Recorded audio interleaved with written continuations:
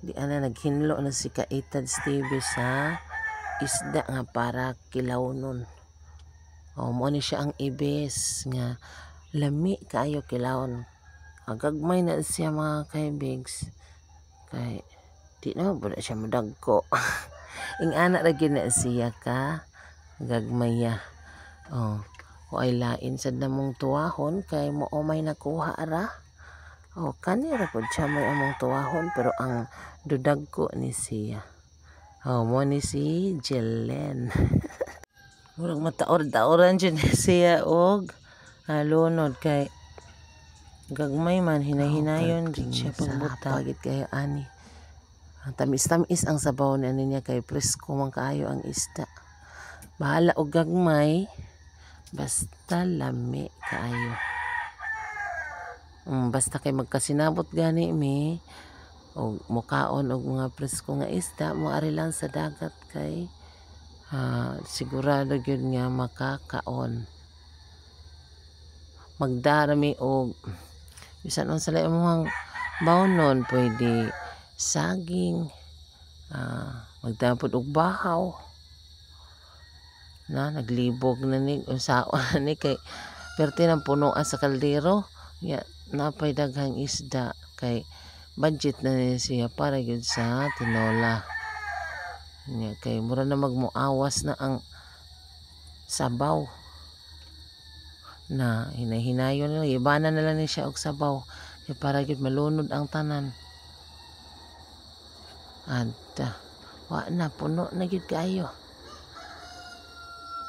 Halos na lang puro na lang isda. Kay gamay-gamay ra man gud nga kaldera mong gidala. Di ana si taho kutaw na siya og para sa kinilaw. Nya basin may buong mo ba nga nganong puwa man ni ang suka. Mo ni siya gitawag nga suka sa lubi. Pero tinunggan na mo na napula. Nya kay kuwang naman ang amo ang suka, punaan na lang sa pinalit. Para lami gid kaayo siya. Nay sili, nya luya, kamatis, sibuyas, o kalamansi.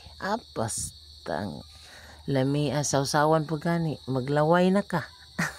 Samot na og isagol na gid ni sa unod. Unsaon na lang.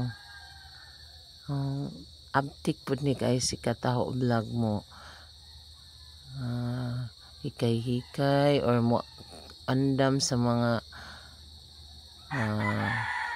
igsusuwa niya siya pag yun dito amoy gango gitabangan na lang sa among kauban si Kaitad TV o katumbanan ni Jelen nara humana ni siya gikupusan og suka kay lami man og imuhang kupusan daan o sa butangan nimo sa sauce lami kaayo ay makalaway gid kaayo siya mga kaibigs.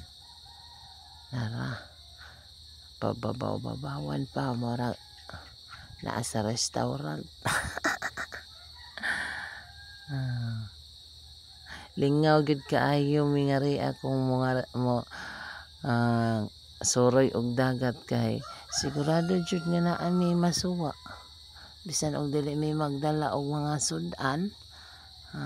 Pwede man pod og kung di mi kakuha pananglitan manguha ra mi og kinhason kanang mga kilawnon sa dagat pare anang bat, ambang nya kanang tulahon pod pwede lito aninikad ug bisan unsa lang ang mga kinason makit-an sa dagat daghanas among bahaw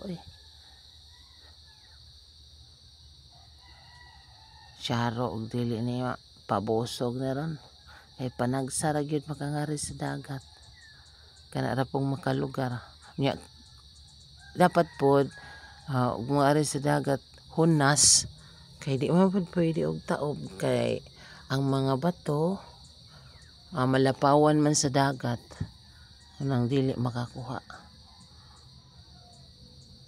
Jay kasarap yun kaayo makalaway gud ang kinilaw.